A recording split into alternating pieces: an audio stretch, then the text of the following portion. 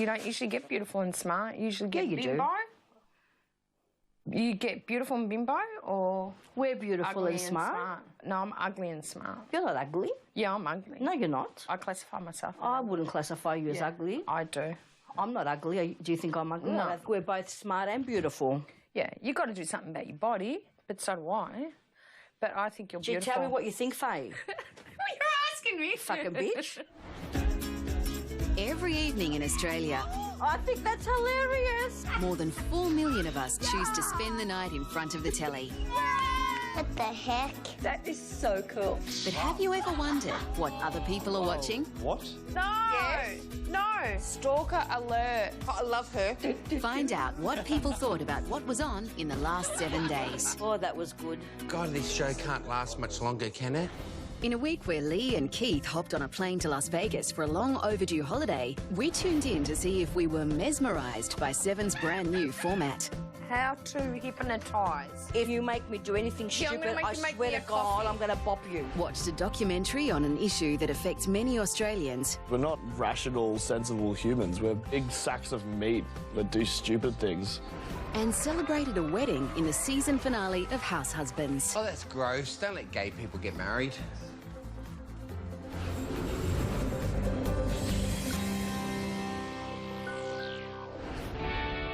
Here we go again. On Monday night, one of Angie and Evie's foster dogs was feeling a bit under the weather. You know what we should call him?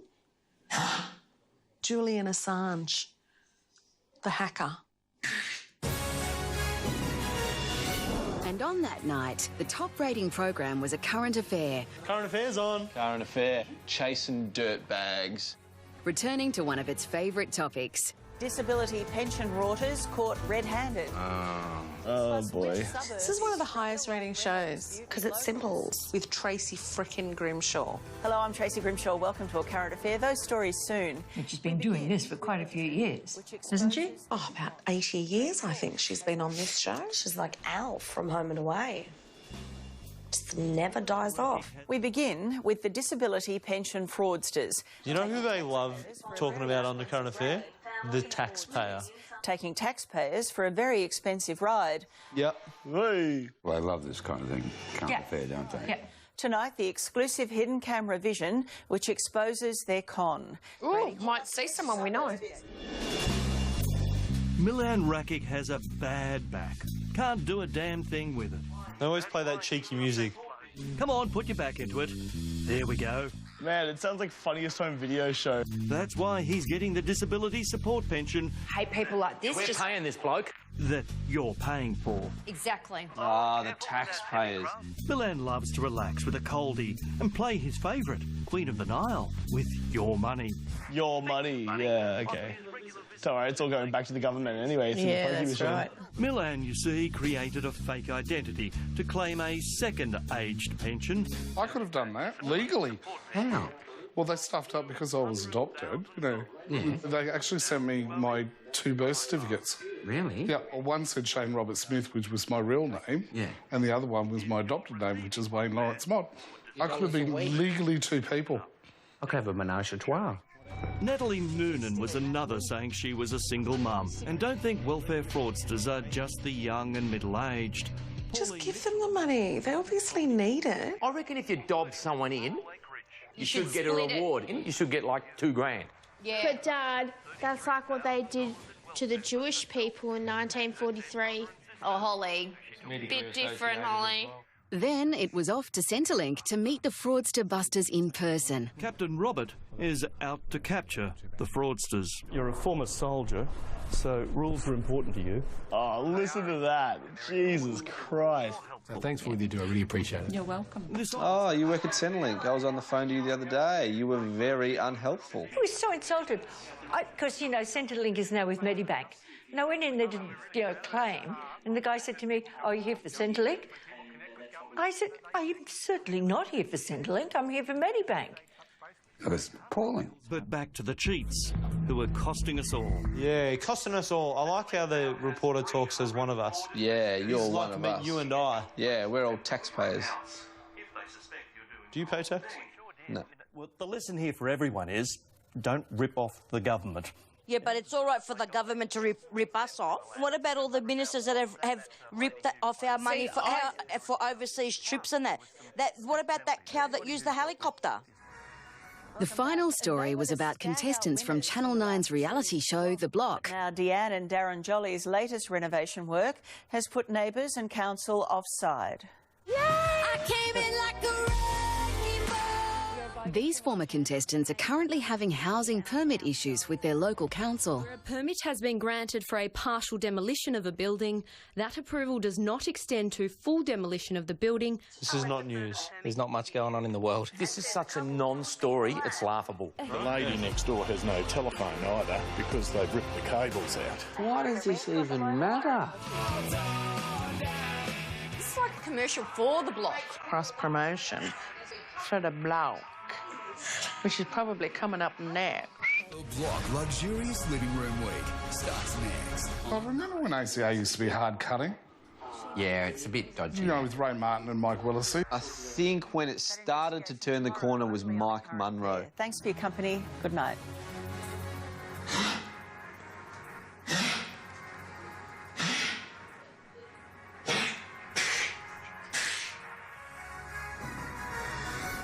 I feel so much dumber for watching that.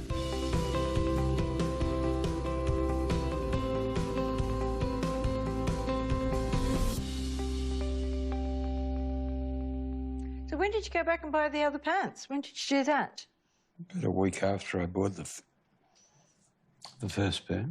So you've now got 325 pairs of pants in the cupboard? No. You're talking about me buying clothes?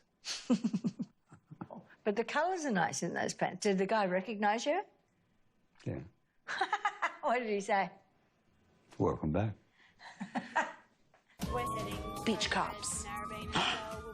On Sunday night, we watched a new observational documentary following the police who patrol Sydney's northern beaches. This is a new show. Oh, I haven't seen this. It's like Bondi Rescue, but like with cops. Beach cops, what you gonna do? On Beach Cops, police have picked up an unaccompanied minor in Manly. Where's Mum? We're just trying to take a young juvenile kid home.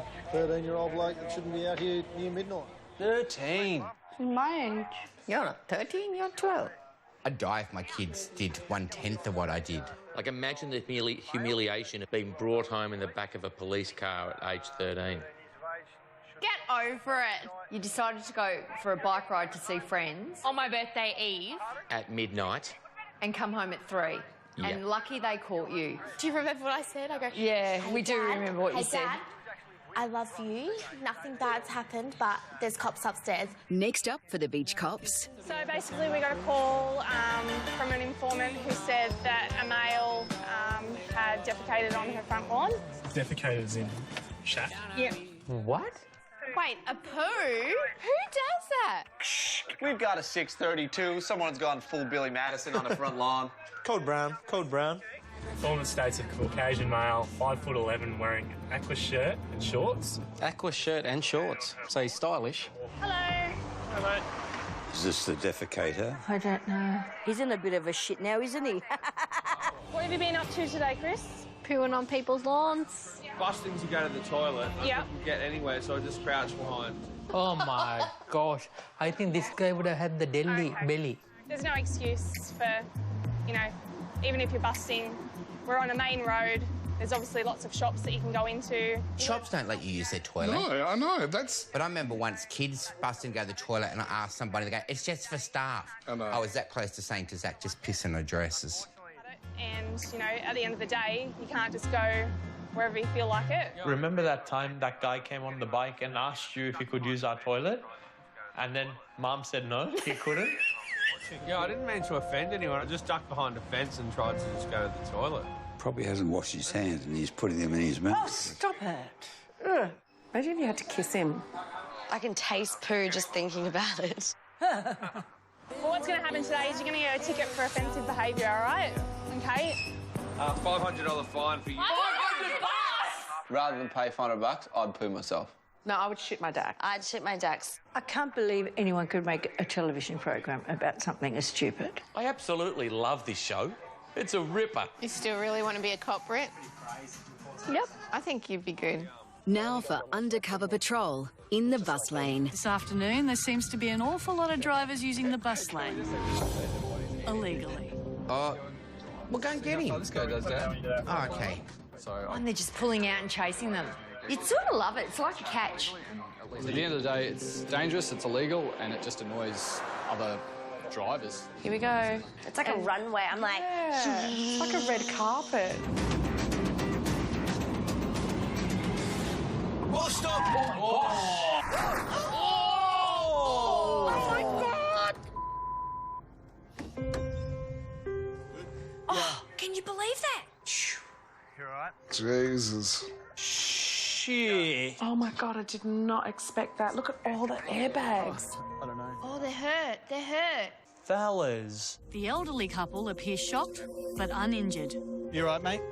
Could you imagine there's some guy getting out of a car with a gun? Yeah. Oh, yeah, I'd shoot myself. Then I'd poo my pants. Yeah. Whose fault is that? The coppers. It's the old man's fault. Do you reckon? Definitely. I think this time the cops might be at fault. No, it's still that guy's fault. He should have paused and looked to see if anyone's come that lane. That could have been a taxi, could have been a motorbike. Me on my little Vespa. Yep. Could have been up and over. You don't see what the third lane is. So that's the very reason. That's why you don't turn unless you're sure. Dad, I don't want to be sitting in the passenger seat when you're driving, Dad. No. That's a horrible decision. The other driver received a ticket for not give way to oncoming vehicle with a right-hand turn, which comes with a $310 fine and a few points off his licence. Mind you, that's less expensive than that. $310 versus 500 for the poo. What's worse? Could have killed someone versus clearing the system. Process. Still good, yeah, fertilising the garden, blood and bone.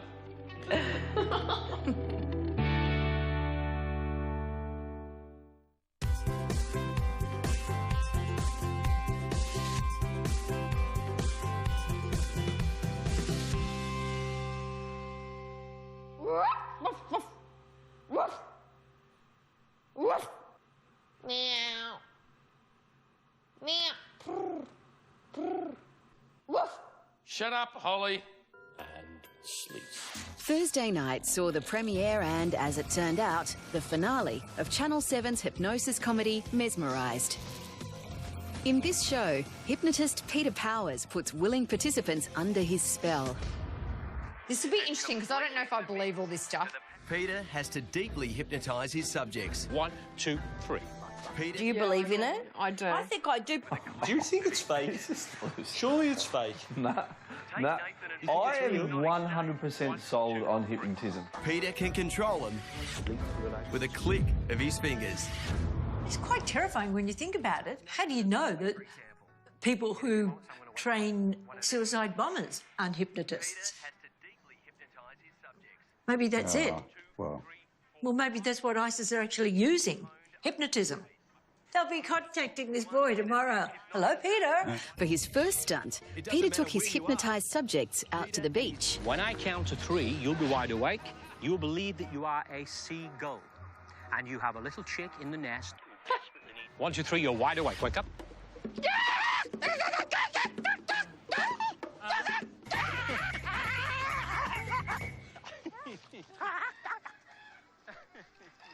It's just not funny.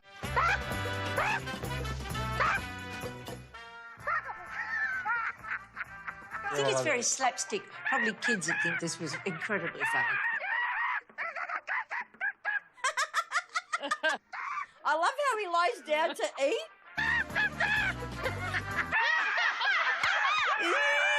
I think this is really stupid. Funny. Stupid. Bullshit. This is hilarious. But I would rather watch Doctor Who. I love this guy. He reminds me of Carl Stefanovic. Do you reckon?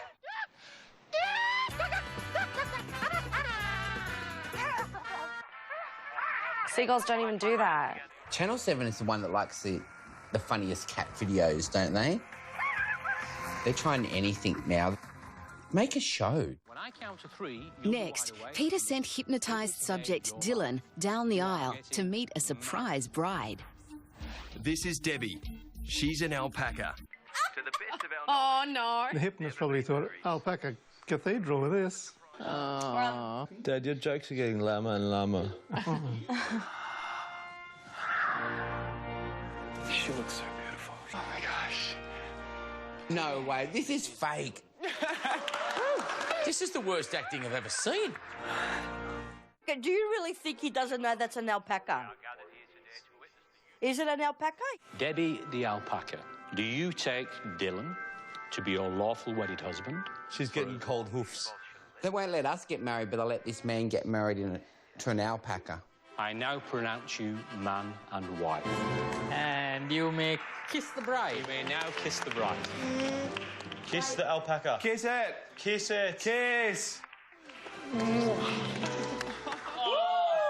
I wonder what the wedding night will be like. Ooh. If they had kids, they'd be malpacas. What's mal? Half man, half alpaca. Pac-Man. No, they'd be Pac-Mans. I reckon it will last one episode. One episode? You know why? Because people, they know better. Quack like a duck. Right, that's it. The TV's going off. Okay. How to hypnotise. So if this works and you make me do anything Yeah, I'm stupid, gonna make I you make swear me to a God, coffee. I'm going to bop you. I feel cheated.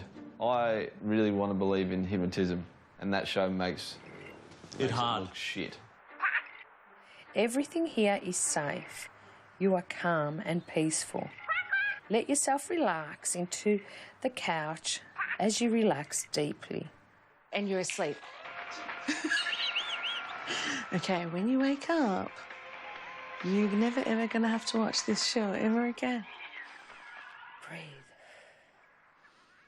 Sinking down and shutting down. Sinking down and shutting down. Shutting down completely. And the deeper you go, the deeper you are able to go. And the deeper you go, the deeper you want to go. I can't do it.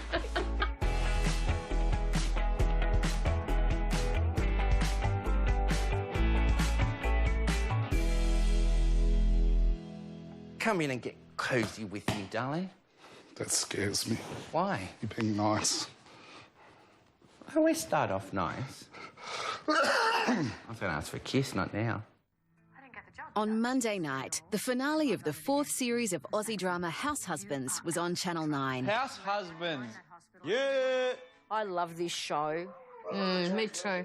Is this the finale? I think so. Oh, Lord Jesus. So that means there's a wedding and someone's going to die.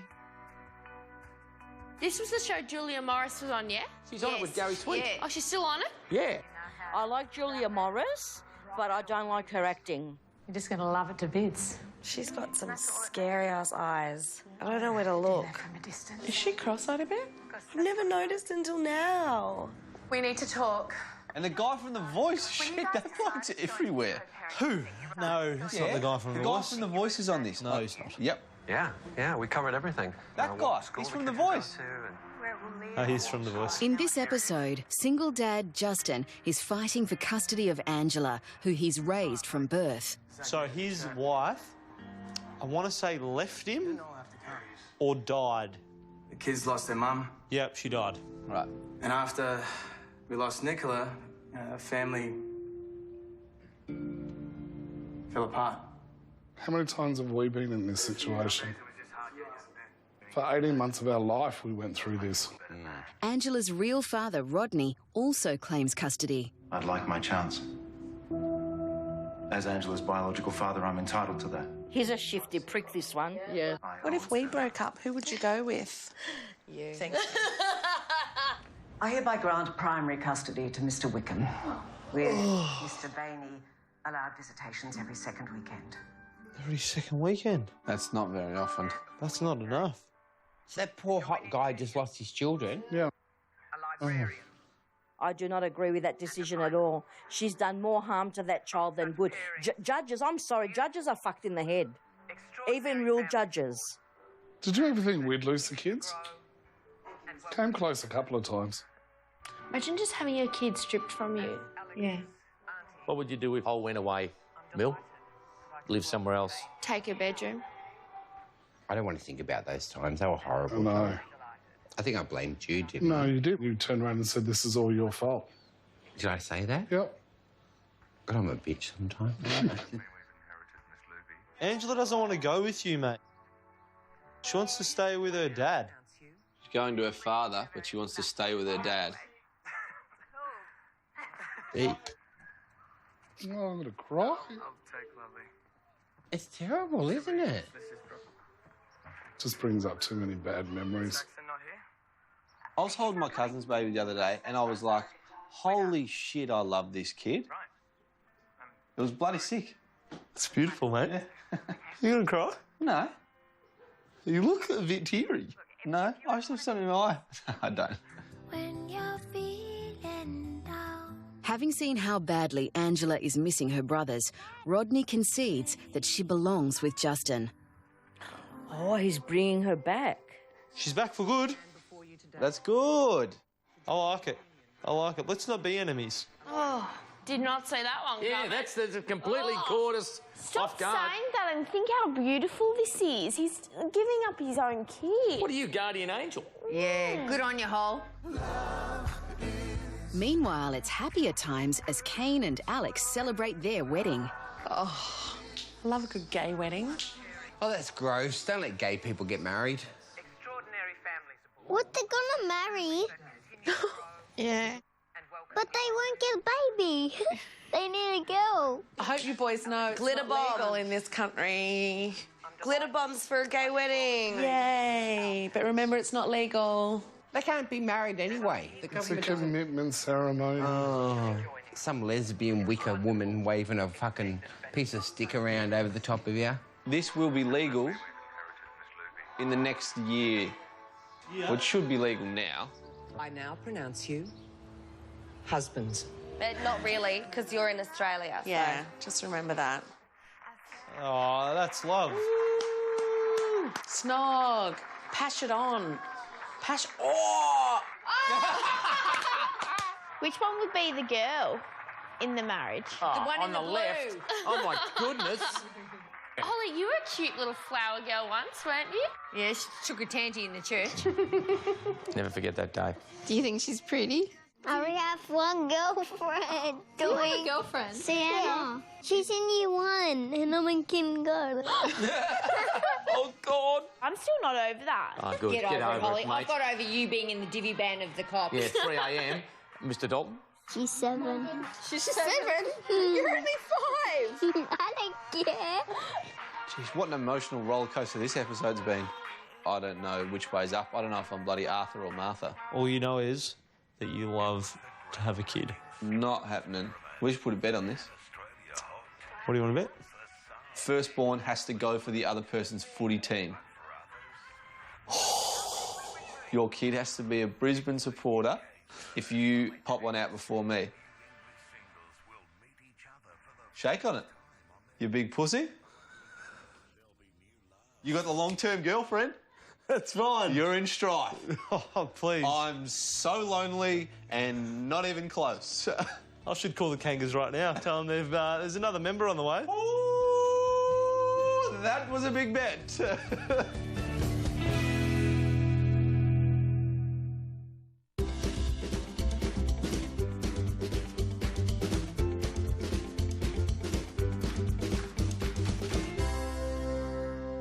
No, girl, that's so annoying. You're gonna get me! I'm not gonna get you. How am I gonna get you? Oh, you're good. On Thursday night, River Cottage Australia was on Lifestyle Food. Winter is coming to a close here at River Cottage. The series follows chef turned farmer Paul West, who is spending a year living off the land. I love this show. I've never He's seen that. so good, this man. There's a bit in Nick Kate that says, I'd love to have a little farm. There is absolutely nothing in you that is capable of doing that. Right now is so fashionable. Go and live with the palm. Yeah. Wear like a lumberjack shirt and have a hipster beard. Imagine being able to have the kids on, quaddies and bikes and... Oh, couldn't think of anything worse. Imagine the poo on the ground. Oh. The cycle of life here at River Cottage means there's some jobs that are going to be hard to face, and there's one that I've been dreading. Oh, look, it's crying. Maddie the Butcher's going to help me. For its sake and theirs. That reminds me of my goat, Marika. All right, let's order us some pizzas. And I don't want the other goats to witness or hear the killing. Days away. At 6 months, they're at the right age for perfect tasting meat. Yeah, let's go meat lovers. You want meat lovers? Tomato, mozzarella, Virginian ham, salami, chicken, bacon, barbecue sauce? Yeah. It's important that the last moments of this goat's life are spent as calmly as possible. Not just for the meat, but for the animal itself. Oh, how just get on with it. Yeah. At least he's being really nice about it. Yeah, but you do start to love him. Yeah, I know, but that's why you don't name them. What do you think your guinea pigs will taste like? I'm joking. I'm joking. Today, Paul's preparing a special feast with his mate, Matty the Butcher. Oh, he's going to shoot it. Fuck.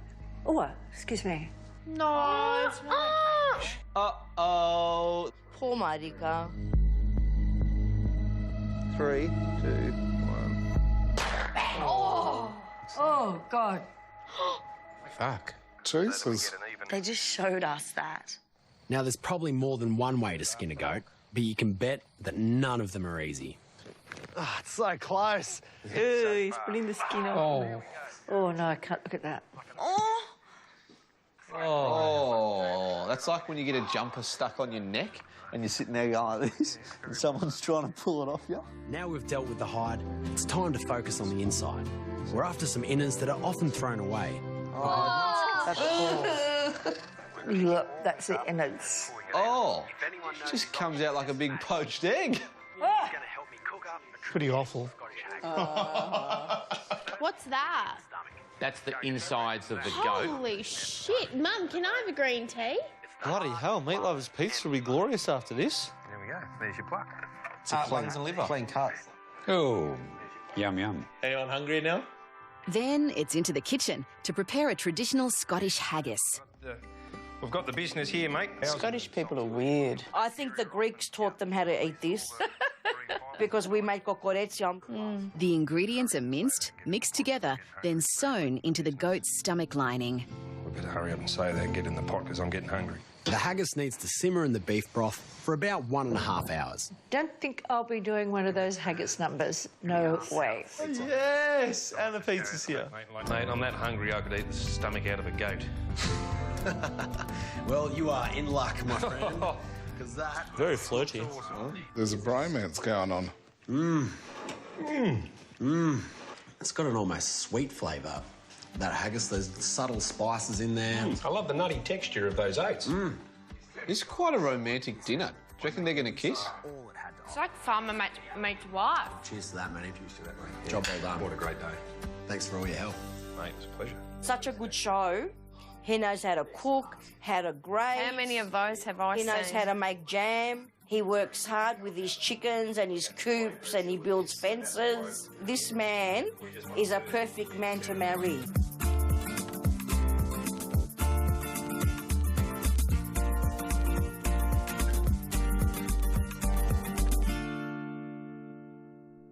I love this coconut, but it's so heavy. Could you hold it for me while I drink it? No. No.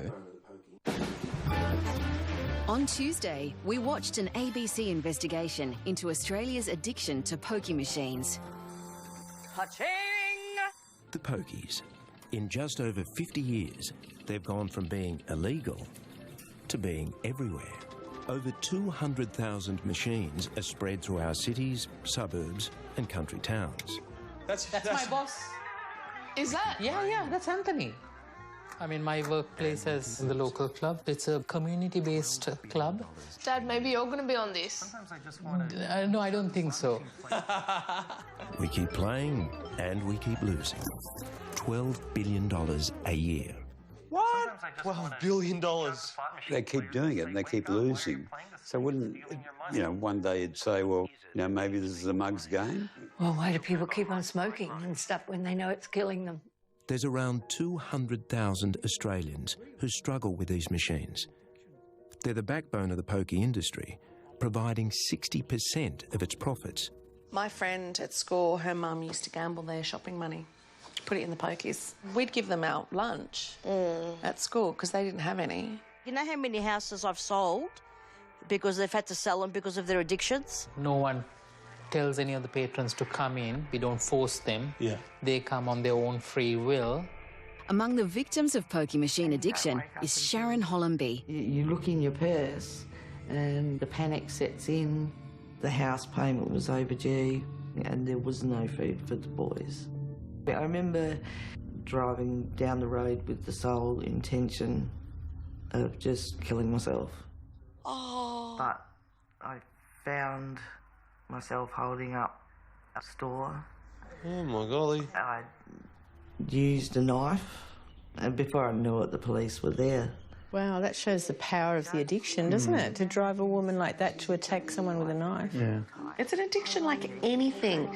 Food, drugs, alcohol. You can't put the blame that the poker machine's the problem. It's not the poker machine. It's the people making the right choice. Like, the argument for pokies is, oh, you know, people are choosing to be there. But the truth is, we're not rational, sensible humans. We're big sacks of meat that do stupid things and are heavily influenced by stuff. So what is it that keeps people playing? Is it us or the machine? Do you think people get addicted to that sound? You know, all that music? They compose music for poker machines. They're just designed to keep things flowing. So there'll be a bit of a gallop to the sound of the reels going. There's a certain timing to the reel spin and how much they bounce. The winning sounds, everything's in major key, so happy sounding. They feel good about what they've done and they keep plugging away. They trick you into believing that you can win that jackpot. No one tricks you. Every machine is listed 1 in a million chance. We should sue the people that make these machines. Right. They don't hold your arm behind your back and Yeah, force you to but push buttons. they're enticing you. It's like if I say to you, Faye, do you want this piece of ham or this chicken? Come on, Faye. My name is Mike Shackelford, but I'm more commonly known as the Wizard of Odds. The big slot machine companies have big math departments. The mathematician rewards the player enough to keep them playing, while making sure the machine comes out ahead. Slot machines are set to only return about 90% of your money, so with every bet you make, you're giving 10% to the house, which is a lot. And in Australia, they're all pretty much set to between 85 and 92%, and that's just awful. The worst part was that he confirmed that we are getting ripped off. Sometimes I just want to reach out to slot machine players and say, wake up, why are you playing this thing? It's stealing your money. Such a science behind it. These machines never lose. They take in so much more than they give out. But governments are the biggest addicts of all, relying on pokie taxes for 5 to 8% of their state-raised revenue. Isn't that disgusting? Yep. It's obviously quite the catch-22 for the government. If the government didn't have this funding, though, wouldn't they have to put up your taxes to get money? So anyway, they rip off all of Australia instead of just that tiny bit of Australia? Government and industry run a joint policy which takes focus off the machine and say it's up to the individual to gamble responsibly. You don't want us to gamble responsibly. Yeah. The government brings the machines, knowing that people are going to get addicted. And then they set up Gamblers Anonymous organisations. Why bring them in the first place? I don't completely blame the individuals, but because it's like, you know, they're being openly manipulated. And the government's allowing it because it's raking in the taxes. They've destroyed my life and I just really want it back, you know. How sad. When you think about, you know, children that don't have enough to eat and marriages being destroyed and stuff. It's terrible.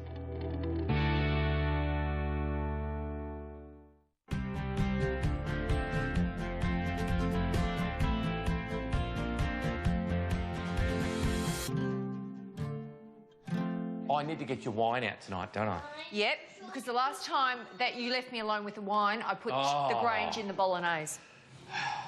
What, the good one? Yeah. Yep. It was fantastic.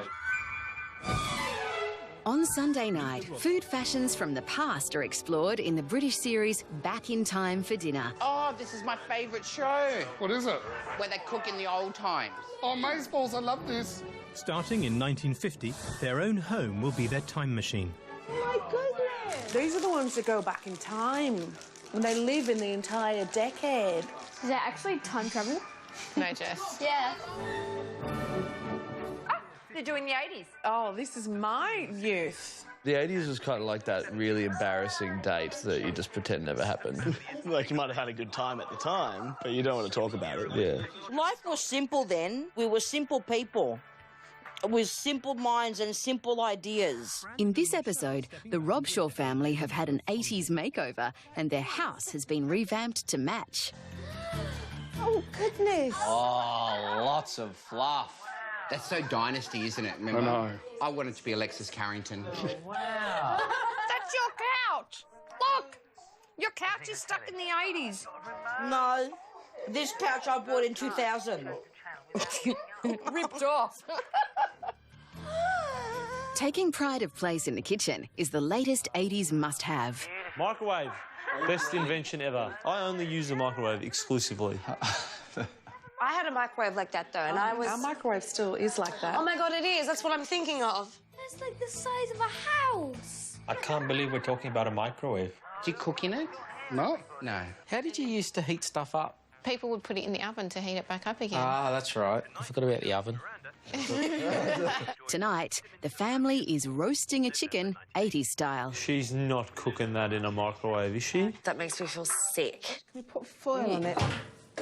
No! Remember the Twisties bags you could put in the normal oven and it'd shrink and you turn it into a key ring? I put it in the microwave. And what happened? Yeah, because there's a fall in it. Dumbo, you're like you didn't blow the whole house up. Cooked in a plastic roasting bag, their chicken should be ready in 35 minutes. Oh, yuck! Ooh, that is revolting. And following the advice of the time, they resorted to a generous spreading of Marmite to give it that just roasted look. Look at it, it just looks boiled. Oh, Vegemite on your chicken. What the hell is wrong with the 80s? And the culinary advancements keep on coming. At work, the girls are inviting friends round for a video party. Yum, Jaffles. This can be the best party ever. What's your favourite Jaffle? Baked beans and cheese. Cheese and tomato? Ham and cheese and tomato. I used to make banana and cheese. Tuna and cheese we would have. Oh, my God, I want one. A spaghetti from a can. Yes. They look good. First bite ever Jaff line is always so hot. Oh, my God. Would you like a toasty? You threw it out. I had one of those javelins. I never would have thrown out You a did. You javelin. threw that out. I love that thing. That'd be, you tell me it was too difficult to clean. I'm going to buy one of those again. I saw them in Aldi not long ago. The family also take on the exercise fads of the 80s. Oh, that's how I used to wear my hair all the time. Me too. Pony on the side of the head with a big scrunchie. Did you wear your hair in a side pony like this? No, I never really did, but I did have a massive mullet. That looked full and sick on you, Brittany. Yeah, you look fully sick. This was a very trendy haircut in 1986. Oh, my God. Year 8 it was. Year 8.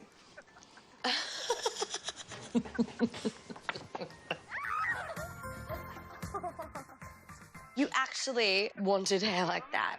Oh, yeah. I meant that to look like that on purpose. Wine consumption also took off in the 80s thanks to another invention. Good. Everybody had wine casks, didn't they? Yeah. Now it's like you'd have to be a derelict to be drinking wine out of a box, wouldn't you? They're very fiddly, aren't they, these wine boxes? Give that to any respectable 15-year-old kid in Australia and he'll have it open in 3.5 seconds. Cask wine was the perfect accompaniment to another 80s newcomer, home-delivered pizza. Oh, they are thick, these slices, aren't they? Pizza and a goon. Sounds like my set day. This is making me hungry. I am going to go microwave some food. I'd love to go back to the 80s. Would you? I love the 80s. It was the best time of my life. No. I like now. Do you? Yeah. Why? Because I've got you bitch. Oh, okay.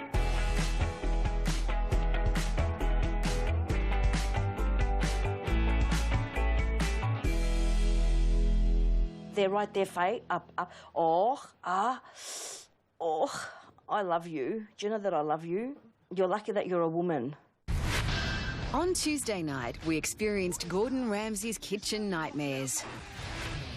It's just a really shit restaurant. It's doing really badly. And he comes in and takes over. He just tells you when you're shit. He's just like, your haircut sucks. This week's show features husband and wife Bob and Lisa, owners of failing restaurant Barefoot Bob's. Well, you'd never eat at a place called Barefoot Bob's, would you? Geez, it looks like a rundown tip, doesn't it? These just got sent back because they're cold on the inside. What? Yeah, it's cold. Okay. They want a new order. Yeah, it's coming right now. You know what the problem is? When you go to a restaurant and you send food back or you complain, they spit in it. Did you hear about that girl? She asked for a steak, she sent it back, and they brought it back out, and he had been ejaculated all over the meat and gave it to her to eat. 3 people ejaculated over the meat. I don't know how many. He decides to do an examination of the food storage. He always goes into the fridge, and it's never good in there. Oh, my... They're not even refrigerated. What is that? Oh, no. Got salmonella waiting to happen, huh? Surprising it hasn't happened. Pork belly in a carrier bag on the floor. Next to the pork belly, you've got cooked chicken. It's actually hot inside. Oh, that has got Salmonella City. Next to fucking raw pork! You'll kill everybody. Exactly. You will kill people. You know, Simone is so sick with that salmonella. She went to that high tea that time. She was out of school for like a month. And they... I tried getting salmonella. She is, Exactly. she got... There's a lot of positives to it. Yeah, I know. What the fuck is that? Oh, that looks like stew. Makes me want to never eat in a restaurant because I'm so screwed about what they do behind the scenes. After a night of tough love, Gordon has transformed this kitchen nightmare into a kitchen dream. But the owner's brother isn't impressed. This isn't gonna work. Now you walk in, you think you're at some hoity-toity little yacht club. Get rid of him, seriously. Take him and drown him. You're by the sea. I was here for 3 days. Doesn't know what the he's talking about. I think he probably knows a little bit of what he's talking about. Yeah, well, that man's just being a gigantic baby. Or here comes Gordon. Gordon will have a go at him. Ready? Bobby, happy? Hope this works, man. Oh, dear. Hey, what do you mean, hope? Hey. Oh, God, they might punch each other out. This could be good. Have you been drinking? No. I mean, how arrogant are you? God, I hope Gordon Ramsay just headbutts him like that. Boom, like that. I don't know if you know what side your bread is buttered on. I love it. But what I'm asking is a commitment of 100%, especially in front of your team. Exactly. All right, buddy, come on. I don't even want to shake hands. All right. That is the biggest whack of all time. Needs it. His mother should have given it to him. Yeah, jam that. That's about a badass Pom sticking it to the Yanks. Yeah, but Gordon Ramsay is a dick. He is a dick. Like, he knows love what him, he's but he's talking a about. dick. Fish and chips. It's opening night of the new and improved Barefoot Bob's. I could eat probably 2 of these. This is delicious. Man, I want fish and chips. Hell yeah. To be fair, though, I wanted to eat the other stuff. 2 scallops, I want to fire up. A fish and chips, I want to fire up a big boy. Oh, they can't keep up. You can see the temperatures rising from the diners. I have to jump in and just kind of stop things for a few. Stop taking food orders right now. Would you go back if you had to wait 45 minutes?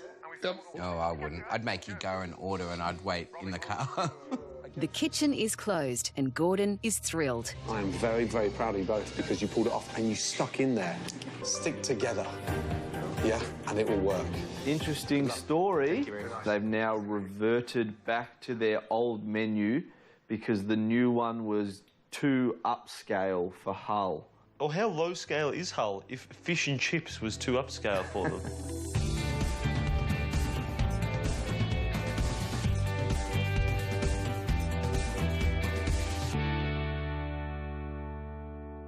Hot dates. God damn. God damn, what's that? Do we ever have hot dates? I sometimes, if I've eaten a curry, I'll get a hot date. Gruen, Mum. Gruen. I want to watch that. On Wednesday, we tuned into Gruen, the show that analyses advertising campaigns. Well, Gruen. Ah, good. Sweet. This week, host Will Anderson and the panel looked at the new McDonald's campaign for the Create Your Taste burger range. But perhaps the strangest anti-ad is this one from McDonald's.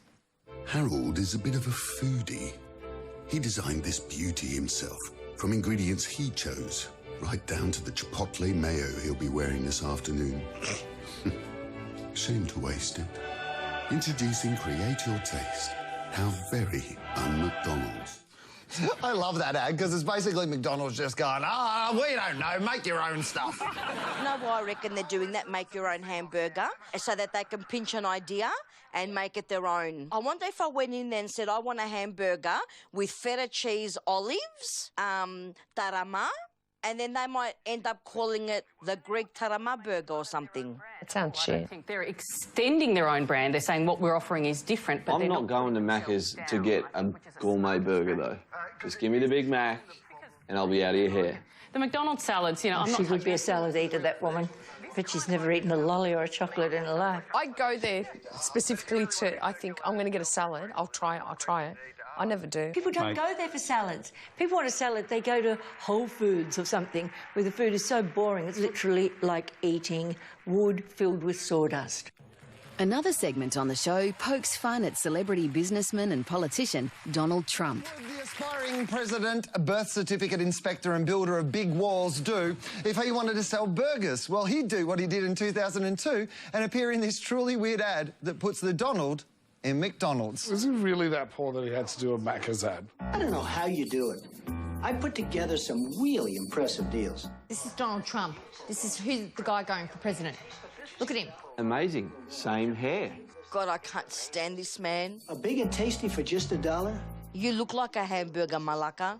How do you do it? What's your secret? Grimace. Grimace. There's Grimace, see? Doesn't look like him. It's your spirit animal. Grimace? He has a full family. He has an unnamed mum, an unnamed dad, a grandma named Winky. Most heavily seen and mentioned is Uncle O'Grimacy, who came 1 month every year around St. Patrick's Day in March to bring shamrock shakes. Together, Grimace, we could own this town. Are people really going to vote for him? Yeah, there'll be dumbasses that will.